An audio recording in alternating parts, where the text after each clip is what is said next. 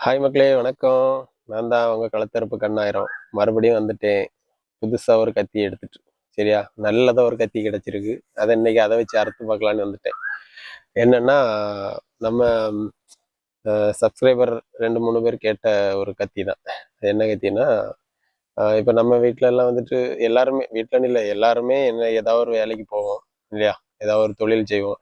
இல்ல ஏதாவது ஒரு கம்பெனில வேலைக்கு போவோம். இல்ல கூலி வேலைக்கு போவோம். அவங்கவங்க தகுதிக்கு ஏத்த மாரி ஏதோ ஒரு வேலைய கண்டிப்பா செஞ்சுட்டு தான் இருப்போம் இல்லையா? ஆனாலும், இப்போ ஒரு 10,000, 20,000, 50,000, 1,00,000 சம்பளம் வாங்குறவன் கூட, மாச கடைசியில அப்படியே போட்டு திணறிக்கிட்டே இருப்பான். ஐயய்ய! எடுத்து எவன்ட்ட காத வாங்குறது? எவன்ட்ட கைய கடிக்கிறது? அ என்ன பண்ணது? 5,000 தேவை, 2,000 இவன்ட்ட கேட்கலாமா? அப்படின்னு புலம்பிட்டு இருப்பான். ஆனா அதே கூலி வேலைக்கு போற சில வீடுகள்லாம் பார்த்தீங்களா, ஒரு மாச வருமானமே 5,000, 10,000த்துக்கு தான் இருக்கும். அவனுக்கெல்லாம் பார்த்தீங்கன்னா, அவன் ஒரு ரிலாக்ஸா ஒரு நிம்மதியான ஒரு வாழ்க்கை வாழ்ந்த மாரி இருக்கும். எல்லாரையும் சொல்லல, ஒரு சிலர். அப்ப இதுக்கெல்லாம் என்ன காரணம் அப்படின்னா, தட்டுப்பாடு, பணத்தட்டுப்பாடு. இந்த பணத்தட்டுப்பாடு ஏன் வந்துச்சுன்னு சொன்னா, சம்பளம் வந்தத விட நம்ம பாட்டுக்கு வாரி எறிஞ்சிருவோம் இல்லையா? எல்லா செலவும் அதுக்கு என்ன இத வச்சுக்க நான் வேற செலவு எல்லாம் பண்ணிருவோம். மாச கடைசியில நம்ம கையில 10 பைசா இருக்காது. இதுக்கு காரணம் என்ன? சேமிப்பு இல்ல நம்மட்ட. அந்த சுய சேமிப்பு தான் இன்னைக்கு நான் எடுத்துட்டு வந்திருக்க கத்தி. இந்த கத்தி தான் இன்னைக்கு உங்கள அறுக்க போகுது. சரியா? சரி, பார்ப்போம். ஃபர்ஸ்ட்டு சேமிப்புனா என்ன? சேமிப்பு அப்படின்னா என்ன? இப்ப வந்துட்டு எனக்கு 10,000 சம்பளம் கிடைச்சிருக்கு. நான் ஒரு வீட்ல உள்ள வேலை செலவுகள் அது எல்லாம் பார்த்து முடிச்சுட்டு ஒரு ரூ. 500 மீதி இருக்கு. இந்த ரூ. 500 நான் சேமிச்சு வச்சுட்டு இருக்கேன். அப்படின்னு சொல்றது சேமிப்பா? அப்படின்னு கேட்டா, அது கிடையாது. ஃபர்ஸ்ட்டு என்ன செய்யணும்னா, ரூ. 10,000 வந்த உடனே ரூ. 1,000 முதல்ல சேவிங்ஸுக்குன்னு ஒதுக்கிரணும். ஒதுக்கி வச்சுக்கிட்டு, அதுக்கப்புறம் இருக்க 9,000த்துக்கு உள்ளாடி செலவுகள சிக்கனமா பண்ணி வச்சுக்கிட்டு, அதுலயும் ஏதாவது மிச்சம் பிடிக்குமான்னு பார்த்துட்டு, அதையும் தூக்கி இந்த சேவிங்ஸ்ல சேர்க்கணும். அதுதான் சேமிப்பு. அந்த சேமிப்பு தான் நமக்கு பலன் தரும். இது வந்து ஒரு ஆக்கப்பூர்வமான சேமிப்பு. அதாவது சம்பளத்த வாங்கி நான் செலவு பண்ணி போக மீதி இருக்கிறத நான் சேமிப்பேன்னு சொல்றது வேற. அது சேமிப்பு கிடையாது. சேமிப்பு போக மீதி இருக்கிறத நான் செலவு பண்ணுவேன்றது தான் ஆக்கப்பூர்வமான சேமிப்பு. புரியுதா? அது என்னன்னா, இப்போ சம்பளம் வந்துடுச்சு. வந்த உடனே வீட்டுக்கு வாடகை குடுக்கணும், இஎம்ஐ கட்டணும், காய்கறி ஜாமான் வாங்கணும், கரண்ட் பில்லு கட்டணும், தண்ணி வரி கட்டணும். இந்த மாதிரி எல்லாத்துக்கும் பே பண்றீங்கல்ல, அந்த மாதிரி ஃபர்ஸ்ட்டு நமக்கு நம்மளே ஒரு சம்பளத்த குடுத்துக்குங்க. தனக்கு இவ்வளோ இத்தனை பெர்சன்டேஜ் சம்பளம், ஒரு 10% வர்ற சம்பளத்துல 5%, 10% சேவிங்ஸ். அது உங்களுக்கு சம்பளமா குடுக்குறதா எடுத்து ஒதுக்கி வச்சிருங்க. அதுதான் ஒரு ஆக்கப்பூர்வமான சேமிப்பு. சரியா? சேமிப்பு ஏன் அவசியம்னு சொல்லி கேட்டா, நமக்கு வந்து எல்லா நாளும் எப்பவும் ஒண்ணு போல இருக்காது. வாழ்க்கை வந்து ஏற்ற இறக்கம் எல்லாமே இருக்கும். சிச்சுவேஷன்ஸ் மாறி மாறி இருக்கும். நாளைய நிலைமை எப்படி இருக்குன்னு நமக்கு சொல்ல முடியாது. நாளைக்கு என்ன தேவை இருக்கும்? என்ன தேவை? திடீர்னு ஒரு எமர்ஜென்சி வரலாம். ஒரு மருத்துவ செலவு வரலாம். யாருக்கும் உடம்பு முடியாம போயிரலாம். மருத்துவ செலவு வந்துரலாம். மெடிக்கல் எக்ஸ்பென்ஸ் வீட்ல பெரியவங்க இருப்பாங்க. உடம்பு சரியில்லாதவங்க இருப்பாங்க. அவங்களுக்கு திடீர் செலவுகள் அதிகமா வரலாம். இல்ல திடீர்னு ஒரு குடும்பத்துல ஒரு ஃபங்ஷன்ஸ் வந்துரலாம். இல்ல வந்து ஃபெஸ்டிவல் டைமிங்கா இருக்கலாம். அந்த டைம்ல நம்ம வந்து ஒரு லிமிட்டட் சம்பளம் வாங்குறவங்க, ஒரு தினக்கூலியோ, மாசக்கூலியோ வாங்குறவங்களுக்கெல்லாம் அந்த டைம் வந்து கொஞ்சம் நெருக்கடியான சிச்சுவேஷனா இருக்கும். அந்த மாரி டைம்ல நமக்கு சேமிப்பு இருந்தா பிரயோஜனப்படும். இப்போ ஒரு புது துணி வாங்குறதுக்கு, இல்ல மெடிக்கல் செலவு ஹாஸ்பிட்டல்ல இருந்து பார்க்கறதுக்கு 4 நாள் லீவ் போட வேண்டி வரும். அந்த நேரம் அத காம்பன்சேட் பண்ணிக்கிறதுக்காக சேலரி சேவிங்ஸ் நமக்கு யூஸ் ஆகும். இல்ல அது போக வந்துட்டு இப்போ கூலி வேலை பார்க்குறாங்க. இவங்களுக்கெல்லாம் இப்போ கிளைமேட் சேஞ்சஸ்னால நெறைய பேர் இப்போ மழை வருது. இப்ப இந்த டைம்லாம் மழை பெய்யுது. மழை பெய்யுற நேரத்துலலாம் வேலை இருக்காது.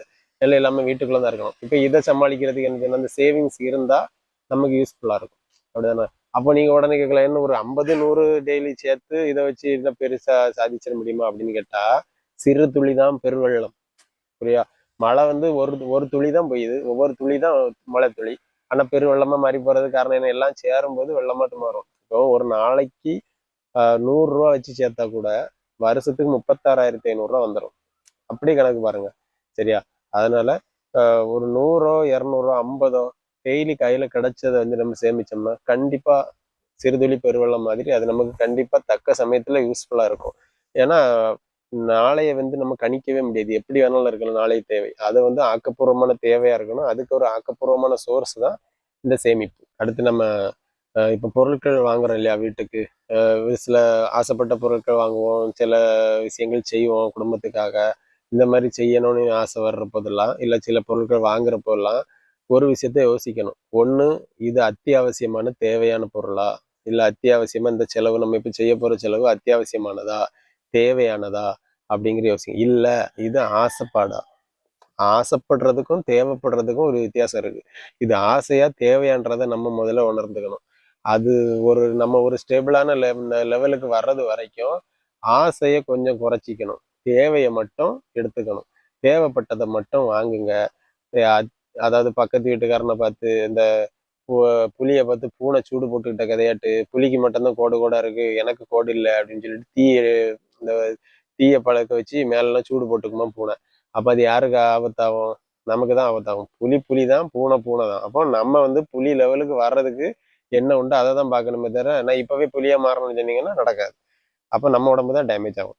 அதான் என்ன சொல்ல வரேன்னா, பக்கத்து வீட்டுக்காரங்க எப்படி இருக்காங்க, அவங்க இப்படி வாங்கிட்டான், அவன் வண்டி வாங்கிட்டான், அவன் கார் வாங்கிட்டான், இல்ல அவங்க பெரிய இத்தனாயிரம் ரூபாய்க்கு துணி எடுத்துட்டாங்க, இல்ல அவங்க வீடு வாங்கிட்டாங்க, இந்த மாதிரி பார்க்கணும். நம்ம லெவல் என்ன, நம்ம வந்து அது வாங்கணும், அதுக்கு இப்ப என்ன பண்ணணும் அப்படிதான் பார்க்கணும். அகலக்கால் வைக்கக்கூடாது, ஒவ்வொரு ஸ்டெப்பா தான் வச்சு போகணும்.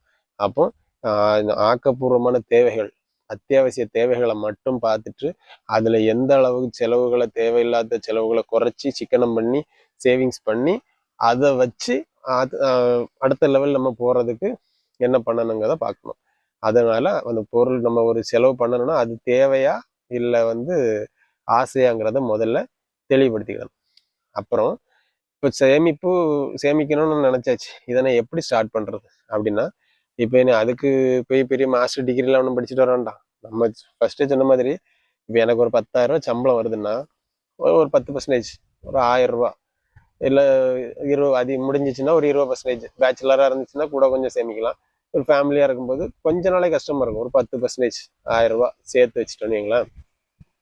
ஃபர்ஸ்டே அதை எடுத்து ஒதுக்கி வச்சிடணும். ஒதுக்கி வச்சுட்டு அதை வந்துட்டு தேவைப்பட்டா எடுத்துக்கலாம் அந்த மைண்ட் செட்டுக்கே போகக்கூடாது. அதை ஃபர்ஸ்ட் ஒதுக்கி வச்சிடணும். ஒன்று. இனி இதை வந்து தொடர்ச்சியா ஒரு தடவை செஞ்சா மட்டும் போதாது. மாசம் மாசம் கரெக்டா என்ன இது வந்தாலும் நம்ம செலவு 10,000 ரூபாயில 1000 ரூபாய் சேவிங்ஸ் போக 9,000 ரூபாய் தான் நம்ம பட்ஜெட் இருக்கணும். 9,000 ரூபாய்க்கு உள்ளதான் பட்ஜெட்டை போடணும். 1000 ரூபாய் இதுக்கு வச்சு போக அடுத்து இப்படி செலவு என்னென்ன செலவுங்கிறத எழுதி வச்சு பழகணும். சரிங்களா? எழுதி வச்சு பழகணும். நம்ம சேமிச்சு வைக்கிறதுக்கும் ஒரு கணக்கை தனியா வச்சுக்கணும். அப்போ இப்போ இந்த இதுல இவ்வளவு வச்சிருக்கு இந்த கணக்கு இருக்கட்டும். இந்த 9,000 செலவு நம்ம பண்றோம்ல, மாசம் மாசம் இவ்வளவு செலவு வருது.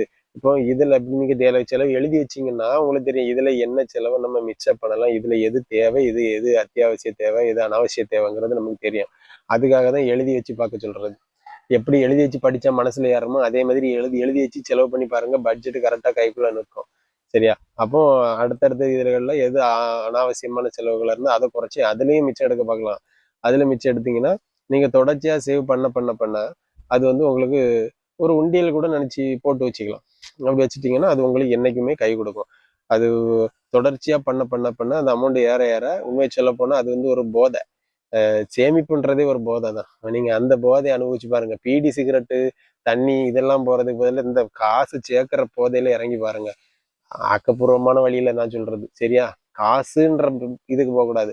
பணம் செலவு இப்படி சேர்க்கறது கூட நம்ம சிக்கன பண்ணி சேர்க்கறது கூட அது ஒரு போதை தான். நீங்க அப்படி சேகரிச்சு பாருங்க.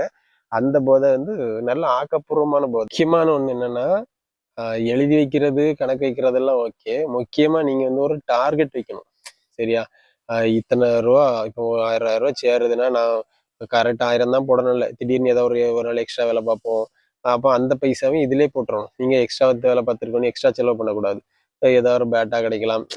சம்பளத்தை விட கொஞ்சம் அதிகமாக அதையும் சேவிங்ஸ் கணக்கில் வச்சுக்கணும். அப்போ ஒரு 1,00,000 வர்றது வரைக்கும் நம்ம இதை தொடக்கூடாது. நான் சொல்ற ஒரு சாம்பிளுக்கு இந்த மாதிரி ஒரு டார்கெட் வைங்க. அப்போ அந்த 1,00,000 வந்ததுக்கு அப்புறம் அதை எடுத்து அதை ஒரு ஒரு உருப்படியான ஒரு தேவை, ஒருவேளை நகை கடன் இருந்துச்சுன்னா அதை எடுத்து இருக்கலாம். இல்லை அதுக்கு ஏதாவது நகையை எடுக்கலாம் புதுசா. அந்த மாதிரிலாம் ஒரு சீட்டு, நகைச்சீட்டு போடலாம். அப்படி ஏதாச்சும் ஒண்ணு பண்ணலாம். அப்படியே ஒரு குறிப்பிட்ட அமௌண்ட் வர்றது வரைக்கும் இதை எடுக்க மாட்டேன்னு ஒரு டார்கெட் வைக்கணும். இலக்கு முக்கியம். டார்கெட் இருந்தா மட்டும்தான் நம்ம வந்து எது வரைக்கும் ஓடணும்ன்ற இது தெரிஞ்சா மட்டும்தான் ஓட தோணும். நான் ஸ்டாப்பா நீங்க விட்டுட்டீங்கன்னா, ஃப்ரீயா விட்டுட்டீங்கன்னா இலக்கு தெரியாம உழைப்பு இருக்காது. சரியா? இலக்கு தெரிஞ்சாதான் உழைக்கிறதுக்கான எண்ணம் வரும். ஃபர்ஸ்ட் டார்கெட் முக்கியம். அதுக்கப்புறம் இப்போ வந்துட்டு இது சேமிக்கிறதுனால என்ன பலன்னு சொன்னா, பணம் மட்டும்தான் மிச்சமாகுமா? பணம் மட்டும்தான் சேருமா? அப்படின்னு சொன்னா அது கிடையாது.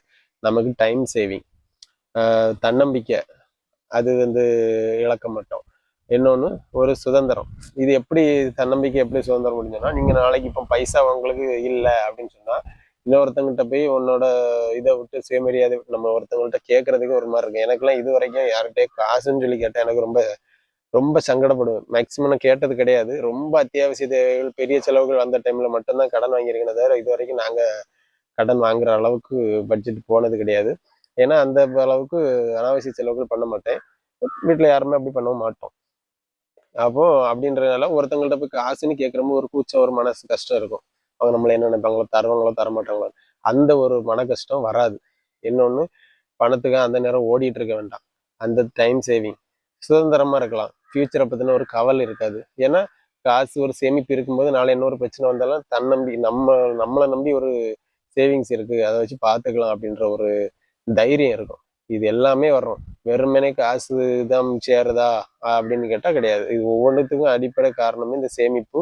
சேமிப்பை வச்சு நமக்கு நிறைய நல்லது நடக்கும்.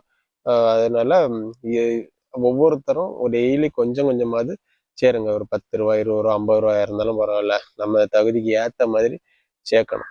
அதுதான் சேமிப்பு. சிறுதுளி பெருவெள்ளம். எவ்வளவு சேமிக்கிறோங்கிறது முக்கியம் கிடையாது. அது எவ்வளவு தொடர்ச்சியா அந்த பழக்கத்தை கொண்டு போறோன்றதுதான் முக்கியம். எவ்வளவு சம்பளம் வாங்குறன்றது முக்கியம் இல்லை. எவ்வளவு பைசா அதுல சேமிக்கிறன்றது மட்டும்தான் முக்கியம். இது 5000 சம்பளம் வாங்குறதுல 5 லட்சம் சம்பளம் வாங்குற வரைக்கும் இதுதான். ஏன்னா அவனுக்கு அதுக்கு ஏற்ற மாதிரி செலவுகள் இருக்கும். அதுக்கேற்ற மாதிரி நம்ம சேவிங் பண்ணி வச்சுக்கிட்டாதான் ஃபியூச்சர்ல பாதுகாக்க முடியும். இப்போ மறுபடியும் சொல்றேன், முக்கியமான என்ன விஷயம்னா, ஃபர்ஸ்ட் எல்லா இஎம்ஐ டியூ செலவுன்னு பண்ற மாதிரி நமக்கு ஒரு சம்பளத்தை கொடுங்க ஃபர்ஸ்ட். அதுக்கு அடுத்து தேவையில்லாத செலவுகளை குறைக்கணும். அதுதான் என்னடான்னா, இது ஒரு சின்ன செலவு தானே, எப்படி சின்ன சின்ன செலவு பைசா அதை சேர்த்தா பெரிய அளவுல சேவிங்ஸ் ஆகுங்கிறது நம்புறோமோ, அதே மாதிரி சின்ன சின்ன செலவுகள் தான் நம்மளை ரொம்ப பாதிக்க வைக்கும். எப்படின்னா, ஒரு சின்ன ஓட்டை பெரிய கப்பலையே மூழ்க வச்சிரும். அந்த மாதிரி சின்ன செலவுகள் தான். 50 ரூபா தானே, 5 ரூபா தானே, 10 ரூபா தானே, இது ஒரு பெரிய செலவு அப்படின்னு யோசிச்சிங்கன்னா அது பாட்டுக்கு போய்கிட்டே இருக்கும். ஒண்ணு. அதனால இந்த தேவையில்லாத செலவுகள் போறத அடைக்கணும். அதுக்கு அடுத்து சமூக ஒப்பீடு. அதாவது இப்போ பக்கத்து வீட்டுக்காரங்க இப்படி பண்றாங்க, அவன் இப்படி இருக்கான், இவன் இப்படி இருக்கான். அடுத்த வீட்டு கதையை பார்க்கவே செய்யாங்க. நம்ம வீட்டு கதை என்ன, நம்மளோட நிலைமை என்ன, நம்ம இதுல இருந்து வெளியே வர்றதுக்கு நம்ம எப்படி இருந்தா சேர்த்து வரலாம் அப்படிங்கிறத பாருங்க. ஒண்ணு. அதுக்கப்புறம் தேவைப்பட்ட செலவுகளை மட்டும் பண்ணுங்க. அதுக்கப்புறம் சின்ன வயசுல இருந்தே குழந்தைங்களுக்கு உண்டியல் பழக்கம் இருக்கு இல்லையா, காசு சேர்க்கிற பழக்கம். இந்த பழக்கத்தை சொல்லி கொடுங்க. அது சின்ன வயசுல இருந்தே சேர்த்து சேர்த்து பழகுறது, நான் முதல்ல சொன்ன மாதிரி அது ஒரு போதை. அந்த போதையை சின்ன வயசுலயே அந்த குழந்தைங்களுக்கு பழக்கி கொடுங்க. காசு இப்படி வருது, இவ்வளவு கஷ்டப்பட்டு தான் சேர்த்ததான் இவ்வளவு வருதுன்ற எண்ணத்தை அந்த பிள்ளைங்களுக்கு அது மனசுல அது விதைக்கும். காசு பணம் மட்டும் இல்ல, நம்மளுடைய ஆரோக்கியம். இது இந்த மன உளைச்சல் குறையும். பண தட்டுப்பாடே பாதி மன உளைச்சல்.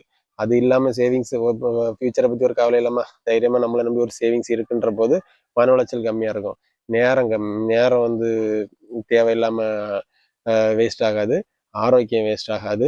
அதுக்கப்புறம் முக்கியமான என்னன்னா, ஒரு 3 to 6 மாசம், நான் இன்னைக்கு இந்த நிலைமையில இருக்கேன். இப்ப நான் ஜனவரி மாசம்னா, ஒரு மே மாசம் வரைக்கும் ஒரு அத்தியாவசியமான செலவுக்கு ஏதாவது திடீர்னு ஒரு செலவு வந்துச்சுன்னா அதை சமாளிக்கிற அளவுக்கு ஒரு பட்ஜெட்டை சேவிங்ஸ் கணக்குல நம்ம கையில இருந்துட்டே இருக்கணும். அந்த மாதிரி மெயின்டைன் பண்ணுங்க. அது ஆரம்பத்திலே முடியாது. அது கொஞ்சம் கொஞ்சமா இதை ஃபாலோ பண்ணா கண்டிப்பா நடக்கும். இது புதுசா கல்யாணம் ஆனவங்களா இருந்தாச்சுன்னா 2 பேரும் அந்த டைம்ல நிறைய ஆசைகள், செலவுகள் நிறைய எல்லாம் பண்ணுவோம். அது அந்த டைம்ல 2 பேரும் மனசு ஒத்து அதை புரிஞ்சிக்கணும். நம்ம இப்போ முக்கியமா நான் போன வீடியோல சொன்ன மாதிரி இந்த லவ் லவ் பண்ணி கல்யாணம் பண்றவங்க, வீட்டை எதிர்த்து கல்யாணம் பண்ணி போறவங்களுக்கு எல்லாம் நம்ம ஒரு நல்ல ஸ்டேபிளான லெவலுக்கு வரணும் அப்படின்ற ஒரு எண்ணம் இருந்துச்சுன்னா, கண்டிப்பா அத்தியாவசிய செலவு மட்டும் பண்ணி அனாவசிய செலவுகளை குறைச்சிக்கிடுங்க. ஆடம்பரத்தை குறைச்சிக்கிடுங்க. கொஞ்ச நாளை கஷ்டமா இருக்கும். அதுக்கப்புறம் அது நம்ம சமூகத்துல ஒரு நல்ல லெவலுக்கு வர்றதுக்கு அதே பணம் ஒரு இன்வெஸ்ட்மெண்ட் போட்டு ஒரு வேலை பார்க்கலாம், ஒரு பிசினஸ் பண்ணலாம். அந்த மாதிரி எல்லாத்துக்கும் யூஸ் ஆகும். அதனால எல்லாத்துக்கும் ஆக்கப்பூர்வமான ஒரு அடித்தளம் இந்த சேமிப்பு தான். இந்த சேமிப்புக்கு ஒரு ஒரு முதல் எதிரி கடன். அந்த கடன் தேவையில்லாத கடன் வாங்காதீங்க. சும்மா ஏதாவது ஒரு சின்ன சின்ன சேவைக்கெல்லாம் 100 கோடி 200 கோடி கடன் வாங்குறது அது வேண்டாம். ரொம்ப ஒரு முடியாத ஒரு சுச்சுவேஷன், ஒரு பெரிய செலவு, மெடிக்கல் எமர்ஜென்சி வரும், இந்த மாதிரி டைம்ல நம்ம வாங்கித்தான் ஆகணும். அது போக அது இல்லாத பட்சத்துல கடன்றதே வாங்காதுங்க. அந்த கடன் கூட நம்ம சின்ன வயசுலேருந்து சேமிப்பு இருந்துச்சுன்னா அந்த கடன் கூட வாங்க வேண்டி வராது. அதனால சேமிப்புக்கு முதல் எதிரியே கடன். கடன் வாங்காதீங்க. சேமிப்பு இருந்துச்சுன்னா சுதந்திரமா இருக்கலாம். யாரையும் டிபெண்ட் பண்ணி இருக்க வேண்டிய தேவையில்லை. நம்மளை நம்பி ஒரு சேவிங்ஸ் இருந்துச்சுன்னா. அப்புறம் வந்துட்டு கடைசியாக இப்போ சொல்லணும்னா, ஒரு பணம் வந்துட்டு என்றைக்குமே ஒருத்தனை வந்து சம்பளம் வந்துட்டு உன்னை வந்து எப்படி சொல்ல, வசதியாக வேணால் வாழ வைக்கலாம். சம்பளம் வந்து உங்களை வசதியாக வாழ வைக்குமே தவிர, சேமிப்பு தான் வந்து உங்களை நிம்மதியாக வாழ வைக்கும். புரியுதா?